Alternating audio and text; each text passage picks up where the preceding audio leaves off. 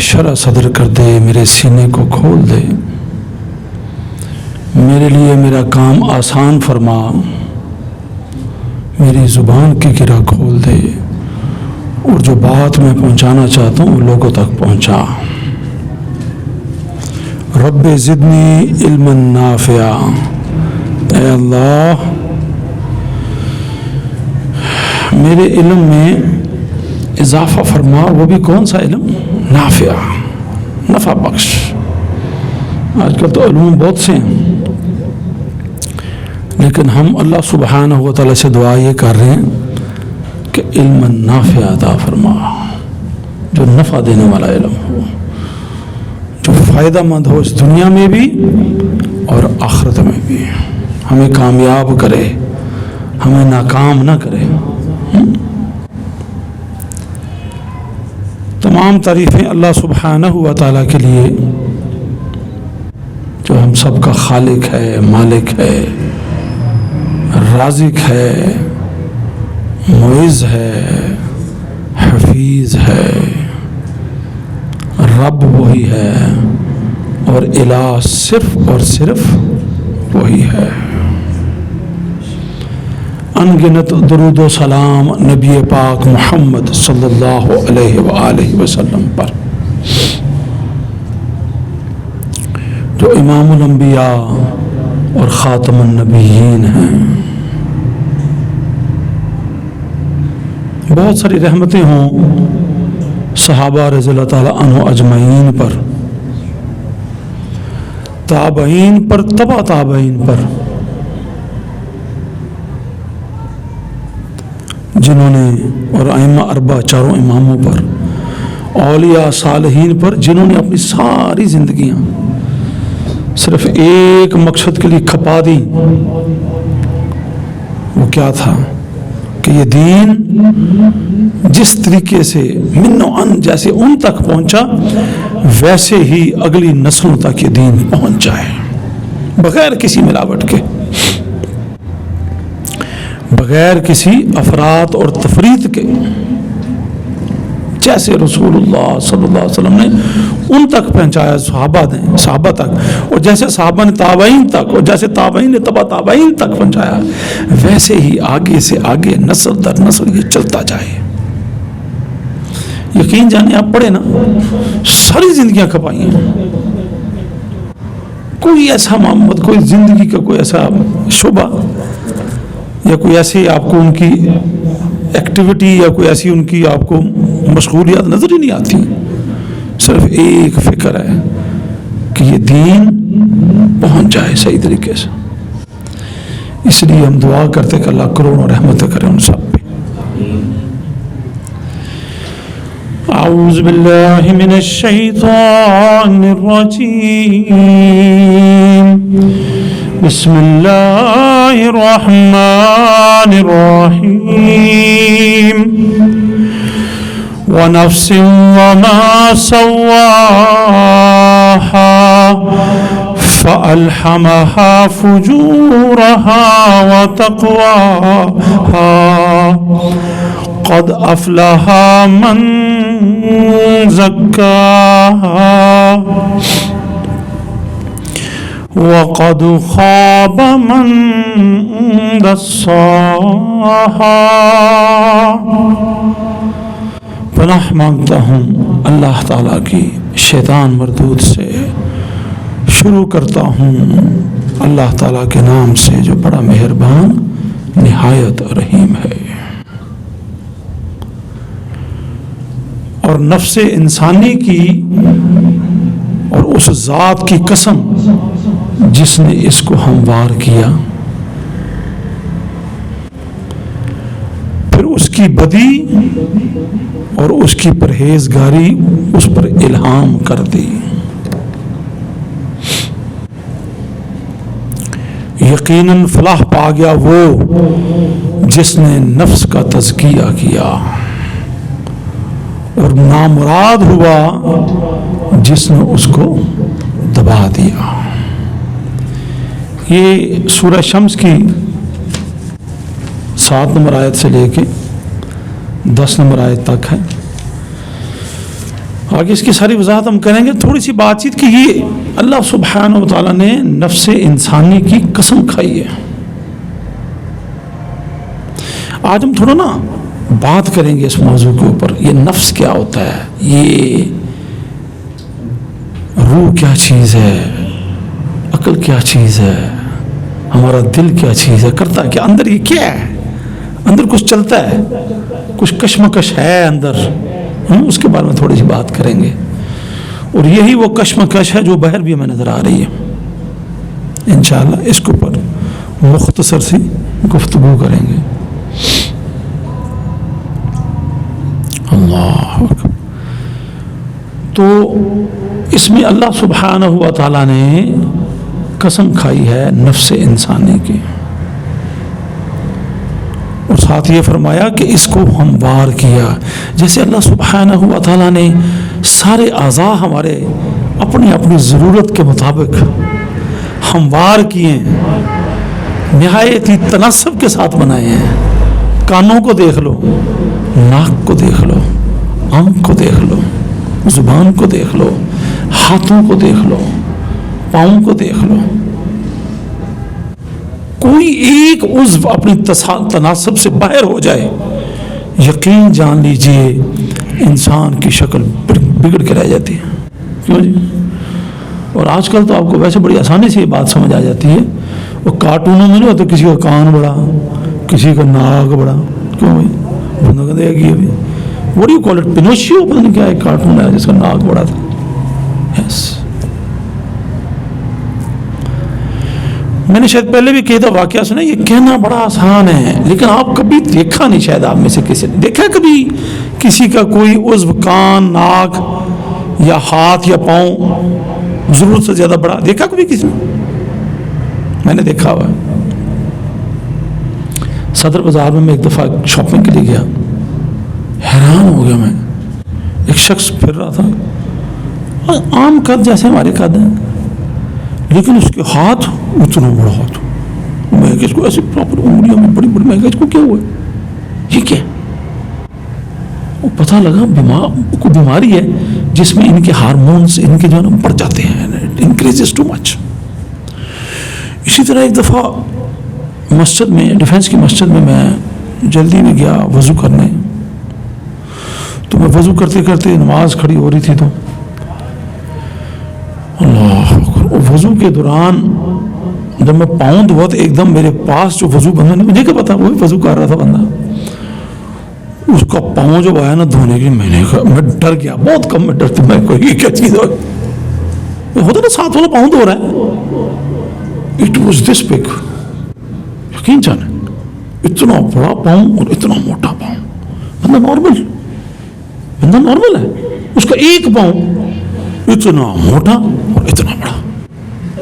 عجیب لگ رہا تھا, عجیب لگ رہا تھا. تو یہ بات آپ ذہن میں رکھیں, اللہ سبحانہ و تعالیٰ نے ہر چیز جو تناسب میں رکھی اس میں خوبصورتی ہے, اس کے مقاصد ہیں.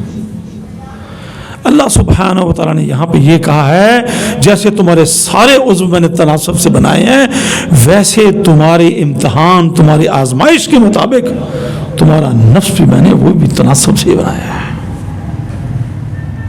اور ساتھ پھر یہ کہہ دیا اللہ اکبر کہ میں نے, کیونکہ امتحان جو تمہارا لینا تھا, یہ آنکھیں اللہ نے ادھر سامنے بنائی ہیں نا, پیچھے چلے جائیں پھر چلنا آگے کہاں پیچھے. جو جس چیز کی جو مقصد ہے اس کے مطابق اس کی ساخت بنائی گئی ہے. اب کیونکہ ہمارا امتحان لینا مقصود تھا تو ہمارے نفس کے اندر یہ الہام کر دیا گیا کہ نیکی کیا ہے اور برائی کیا ہے.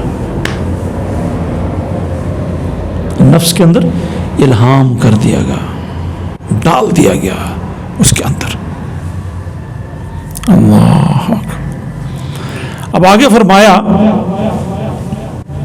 فلاح پا گیا, کامیاب ہو گیا. فلاح پا گیا, کامیاب ہو گیا وہ جس نے اپنے نفس کا تزکیہ کیا. اور جس نے اس کو دبا دیا, رولنے دیا, گند میں پڑے رہنے دیا, وہ برباد ہو گیا. تو یہ سورہ شمس کی یہ جو آیات ہیں اس کو آپ ذہن میں رکھیں. ہم آگے بڑھتے ہیں. ایک بات آپ ذہن میں رکھیں, اللہ اکبر, کہ یہ مارکہ حق و باطل یہ اللہ سبحانہ و تعالیٰ نے اس کی تخلیق کی ہے. اس کائنات میں جو مارکہ حق و باطل, حق اور باطل کی جنگ اور کشمکش اور مارکہ چل رہا ہے, یہ صرف خارج میں نہیں چل رہا, ہمارے باطن کے اندر بھی چل رہا ہے, ہر وقت چل رہا ہے.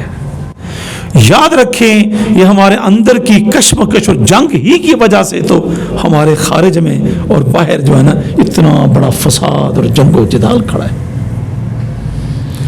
جب اندر کی جو ہے نا کشمکش اور اندر کا مارکا اگر سکون میں آ جائے, وہ مارکا ٹھنڈا پڑ جائے اور نیکی کے راستے پہ چل پڑے, تو پھر باہر فساد نہیں ہوا کرتا. جب اندر باطل قوتوں کو ہم پروان چڑھائیں تو پھر باہر بھی کون سی قوتیں پروان چڑھیں گی؟ باطل قوتیں.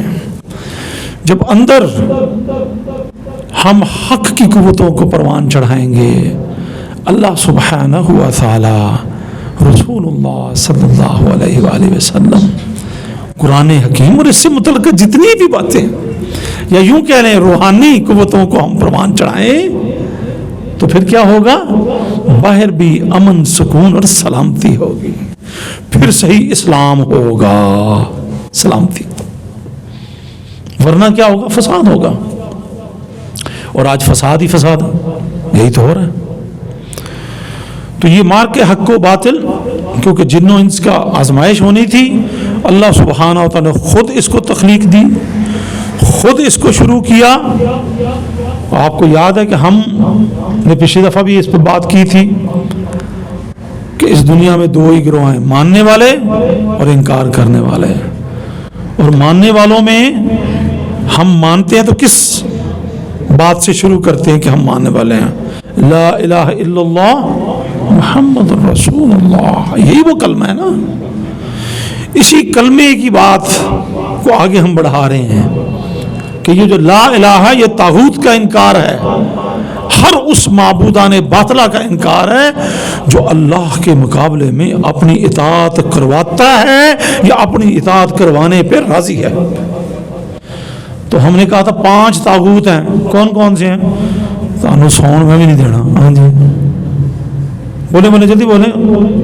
مجھے آپ کی بڑی اچھی ہے یار, مجھے اچھی لگ رہی ہے. ویسے کون کون سے طاغوت اگر آپ کو پتا ہو تو بچوں, میں جب بول رہا ہوتا میں ایک ایک چیز آبزرو کر رہا ہوتا ہوں. ہاں جی, میں اس وقت آبزرو کر میں کہ رک جائے گا نہیں, میں کہ مچھا دی تعریف کاری دوں. ہاں جی, بتائیے طاغوت کی اقسام, 5 طاغوت کی اقسام میں بڑی سمپل سی بات کی ہے سمجھنے کے لیے. سب سے پہلا, میں نے پچھلی دفعہ بات کی ہے اس کے اوپر, سب سے بڑا طاغوت شیطان ابلیس لعین. دوسرا طاغوت سب سے بڑا اس کے بعد نفس, بہت بڑا طاغوت ہے یہ اپنی اطاعت کروانے میں بڑا راضی ہوتا ہے, بڑا خوش بندہ لایا ہے. واللہ میں آپ سے ریکویسٹ کروں, چاہے تھوڑے ہیں جتنے بھی, آج اس بات کو اگر آپ سمجھ گئے نا, اس نقطے کو, آج جو ہمارا درس ہے لیکچر, واللہ بڑی کامیابی ہوگی. میں بتاؤں بڑا نقطہ سمجھنے والا آج. نفس بہت بڑا طاغوت ہے. تیسرا طاغوت کیا ہے؟ ہاں, بت پرستی و قبر پرستی, بہت بڑا طاغوت ہے. انسانوں کے جمع غفیر اس نے برباد کر کے رکھ دیا, ان کو گمراہ کر کے رکھ دیا. چوتھا کون سا جی طاغوت ہے؟ چوتھا ہے گروہ پرستی. ہاں آتے اس کے اوپر, گروہ پرستی. ٹھیک. اور 5واں کون سا ہے؟ حکم پرستی, جس میں تینوں چیزیں آ جاتی ہیں, شخصیت پرستی, حکومت پرستی, نظام پرستی. کوئی بھی ہو, اللہ کے مقابلے میں مجھے حکم دے گا, میں اس کا حکم, صرف میں, یہ تجھے بھی نہ یار, ہم نہیں اس کا حکم مانیں گے بھائی, نہیں مانتے. کیوں بھی مانتے ہیں؟ نہیں مانتے, نہیں مانیں گے. وہ علیحدہ گل اسی مننے ہیں، ویسے ایک علیحدہ ٹاپک گل کرنے ہیں اس سے بھی. سو بات بڑی اہم ہے. 5 طاغوت. ہم نے پچھلی دفعہ کس طاغوت کی بات کی؟ شیطان ابلیس لعین کی بات کی تھی، اور اس کی ٹیم کی بات کی تھی، اس کے چیلوں کی بات کی تھی کہ ہر انسان کے ساتھ ایک ہمزاد ہوتا ہے، ایک جن ہوتا ہے، اسی طرح ایک فرشتہ ہوتا ہے. پورا نقشہ اور سٹرکچر میں نے بتایا تھا کہ نہیں بتایا تھا؟ کیوں بھائی؟ آج نفس کے بارے میں کہ یہ طاغوت کتنا بڑا ہے. جو آپ یعنی بس جو آپ نے بتایا تھا ابلیس کے بارے میں، اس کا تھوڑا سا اسکیچ. اچھا میں تھوڑا سا خلاصہ بیان کر دوں. تو جو شیطان ابلیس کے بارے میں ہم نے بات کی تھی وہ یہی ہے کہ ابلیس لعین سب سے بڑا طاغوت. اس نے اللہ سبحانہ و تعالیٰ کے سامنے کھڑے ہو کے انکار کر دیا، نہیں مانتا. اس سے بڑا طاغوت کون ہوگا؟ وہ اس نے اللہ کے سامنے واضح طور پہ کہا کہ میں آگے سے، پیچھے سے، دائیں سے، بائیں سے، ہر جگہ سے ان کو گمراہ کروں گا. اللہ نے کہا تو کر لے کوشش، میرے بندے تیرے قابو آئیں گے. جڑے تیری گل منن گے نا وہ تیرے ہی پھر بندے ہون گے. تنوں بھی جہنم میں پاواں گا تے نال تیرے بندیاں نوں بھی نال ہی پاواں گا. اور ساتھ قرآن حکیم میں بڑی واضح بات کہی گئی کہ شیطان تمہارا دشمن ہے، تم بھی اس کو اپنا دشمن سمجھو، جانو، پہچانو، بناؤ اس کو اپنا دشمن. اور ہم نے اس کے ساتھ کیا لگائی ہوئی ہے؟ یاریاں لائی ہوئی ہیں. کوئی گوڑی یاریاں لان والا، کوئی تھوڑی تھوڑی یاری لانا. کیا بھائی؟ تھوڑی تھوڑی لگ رہا بچوں، تھوڑی تھوڑی لاتے ہیں نا، تھوڑی تھوڑی سے. یس دس از اے فیکٹ. اپنے اندر جھانکو، یو ول انڈرسٹینڈ، سمجھ آ جائے گی آپ. اور چند باتیں جو خلاصہ کو ٹائم تھوڑا ہو تو وہ کیا ہے کہ شیطان ابلیس لعین اس کا جو عرش، اس کا جو وہ ہے تخت، وہ پانی کے اوپر ہے. اور اس نے جناب جو اپنا پوری ٹیم جو ہے نا وہ ادھر آ کے رپورٹ دیتی ہے اس کو. اور پھر وہ اس کے چیلے ہیں زیادہ تر جنات میں، کیونکہ وہ خود بھی کس قسم سے ہے؟ جنات. وہ بھی جن ہے، از اے جن، اس کی جنس جن ہے.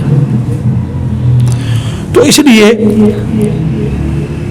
اللہ وہ اپنے زیادہ تر جو اس کے ہمزاد، جو اس کے ساتھی ہیں وہ جن ہیں. اور جنات کے علاوہ ہر انسان کی، یہ حدیث ہے واضح میں نے بات کی تھی، ہر انسان کے ساتھ ایک ہمزاد جن ہوتا ہے جو اس کی ساری پسند، ناپسند، کمزوری شمزوری ساری سمجھتا ہوتا ہے. اور اپنے ابلیس سے پھر وہ رہنمائی لیتا بڑے سے کہ میں لوگ کس طرح قابو کراں. وہ دسدا ہے قابو کر لینا. اور یہ بات نہیں ہے کہ صرف ایک ہمزاد جن ہی ہے جو اس کو گمراہی کی طرف بلاتا ہے، ایک فرشتہ بھی ساتھ ہے، وہ اس کو روکتا ہے اور وہ اس کو نیکی کی طرف بلاتا ہے. تو یہ ہے وہ چند خلاصہ سا. اور ہم نے لا الہ الا اللہ محمد الرسول اللہ پڑھتے وقت کلمہ طیبہ جس کی بنیاد پہ ہم مسلمان کہلاتے ہیں، سب سے پہلے شعوری، عقلی اور قلبی طور پہ جس کا انکار کرنا وہ ابلیس لعین کا، کہ تیری بات نہیں مانیں گے، تیرے سے دوستی نہیں رکھیں گے. باقاعدہ اس کے بار بار رپیٹ کرتے ہیں ہم اس بات کو. ایسے نہیں کہا افضل الذکر لا الہ الا اللہ. ہم تو پڑھتے ہیں لا لا لا لا لا لا، یہ پتہ نہیں کیا کرتے ہیں، ایسے ایسے ایسے پتہ نہیں کیا کرتے ہیں، مذاق کرتے ہیں ہم یار. واٹ از دس؟ پڑھو ہمبل سے، سمجھ کے پڑھو، دل میں اترے بات. اور شعوری طور پہ انکار ہو شیطان کا. آئے شیطان، میں نے یہ بھی کہا تھا شیطان کو مارا کرو، اس کی پٹائی کیا کرو، پورا طریقہ بتایا تھا اس میں. کیوں یہ بات ہوئی تھی کہ نہیں ہوئی تھی؟ میں نے پوچھا بھی تھا کسی نے پٹائی کی ہے تو تاڑے سارا نو کر دیتا. پٹائی کیا کریں اس کی. بارہ let's go towards the subject today. آج نفس. اللہ، تو یہ نفس جو ہے نا جی، یہ پہلے تو میں اس سے پہلے کہ میں نفس کی ایکسپلینیشن کروں، میرے خیال میں یہ بات کرنا ضروری ہے کہ انسان جو ہے نا، انسان وہ دو چیزوں کا مرکب ہے. کس کس چیز کا؟ روح اور جسم. ٹھیک ہو گیا؟ جسم کے اندر جو خاص جو ہے نا وہ 3 عضو بڑے اہم ہیں. ایک قلب، دل یا قلب کہہ رہے ہیں، قلب ذرا اور ٹیکنیکل ورڈ مان جاتا، لیکن دل کی بات کر رہا ہوں، دل و قلب یا قلب کہہ رہے ہیں، بہت اہم عضو ہے یہ جسم کا۔ نمبر 2 کہ یہ اس کے علاوہ جو عضو اہم ہے وہ ہے نفس، میں بھی ہر ایک کو ایکسپلین کروں گا۔ نمبر 3 عقل، مخی اس کو کہتے ہیں، ٹھیک۔ تو یہ 3 عضو نہایت اہم ہیں، اور چوتھی جو ہم نے بات آلریڈی کی ہے، روح اور جسم کے اندر یہ 3۔ یہ جو دل ہے، رسول اللہ صلی اللہ علیہ وسلم کی واضح حدیث کہ انسان کے جسم کے اندر ایک ایسا عضو ہے، ایک ایسا لوتھڑا ہے خون کا، اگر وہ درست ہو جائے تو سارا جسم درست ہے، اگر وہ خراب ہو جائے تو سارا جسم خراب ہے۔ اور پھر فرمایا وہ دل ہے، وہ دل ہے، وہ دل ہے، 3 دفعہ آپ نے فرمایا۔ یہ دل کی نا بہت ساری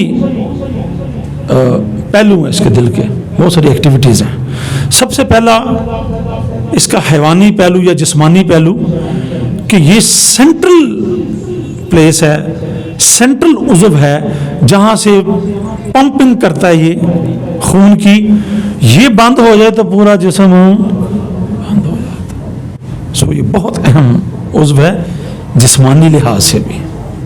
نمبر 2 اسی دل کے اندر ہی روح پائی جاتی ہے، یاد رکھیں۔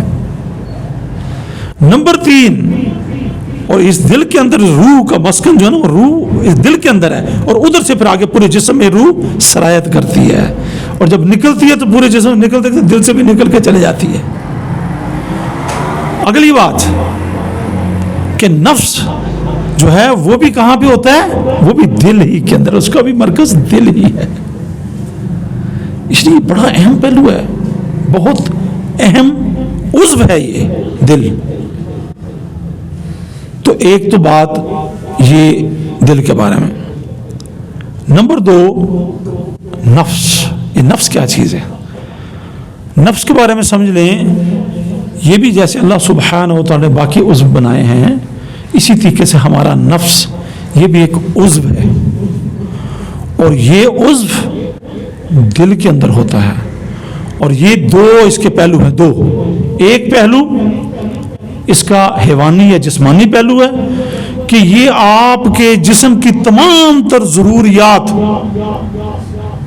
کو ڈیفائن کرتا ہے، ڈیفائن نہیں بلکہ اس کو اس کی نمائندگی کرتا ہے، اور ہمیشہ اسی ہی کی فکر کرتا ہے، چاہے وہ سر کی ضرورتیں ہوں، گل میری سمجھ آئی، میں، انا، میرا تشخص، میری عزت، میرا جاہ و جلال، نفس اس طرف لاتا ہے۔ نمبر 2 پہلا مرکز جس کو وہ نمائندگی کرتا ہے وہ سر کو، دوسرا مرکز پیٹ، روٹی منو روٹی چاہیے، بیسن روٹی میرا منو چاہیے، یس، کہتے ہیں نفسانی خواہشات، یس۔ تو نفسانی خواہشات، نفس کا جو پہلا ایک پہلو میں آپ کے سامنے رکھ رہا ہوں وہ اس کا حیوانی اور جسمانی پہلو ہے، وہ ہمیشہ جسم کی تمام تر ضروریات، اس کی سر کی ضروریات، اس کی پیٹ کی ضروریات اور اس کی شرمگاہ کی ضروریات، خاص عمر پہ آ کے، ایک خاص عمر پہ آ کے یہ تمام تر ضروریات نفس کہتا ہے مجھے نہیں پتا کسی اور کی ضرورت پوری ہو یا نہ ہو، میری ضرورت پوری ہونی چاہیے۔ اس کے لیے وہ عقل کو دوڑاتا ہے، عقل کو استعمال کرتا ہے۔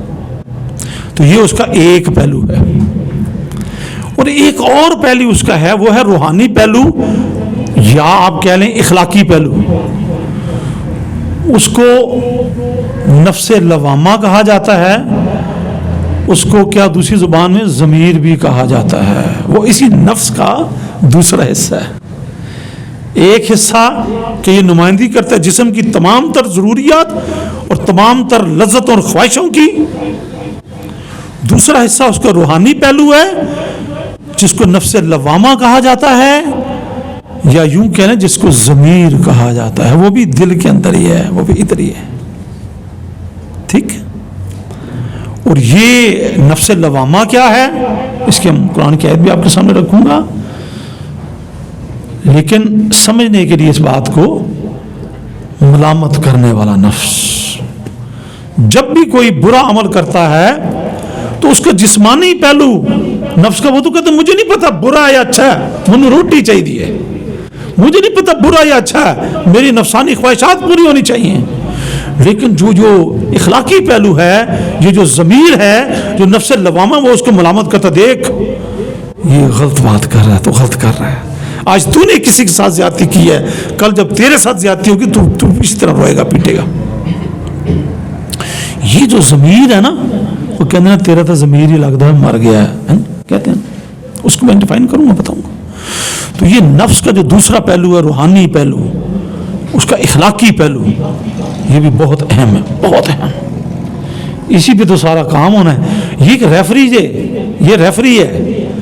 جسم اور روح کے درمیان جو کشمکش چلی، روح، آگے میں روح کی بات ابھی کروں گا، روح اپنی طرف کھینچتی ہے، جسم اپنی طرف کھینچتی. یہ دونوں کی جو کشمکش چل رہی ہوتی ہے نا، اس میں ریفری کا کام کون کرتا ہے؟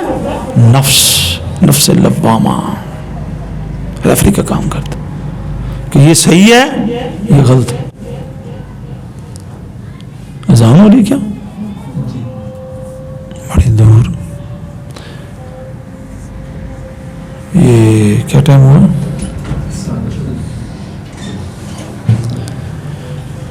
اللہ اکبر.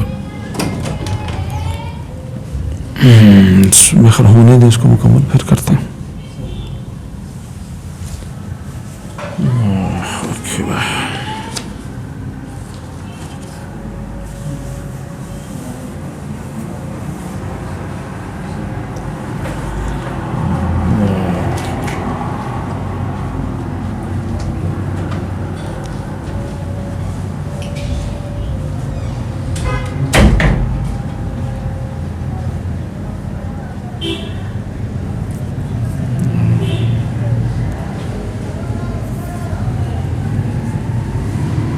ویک جی بات ہے بھائی.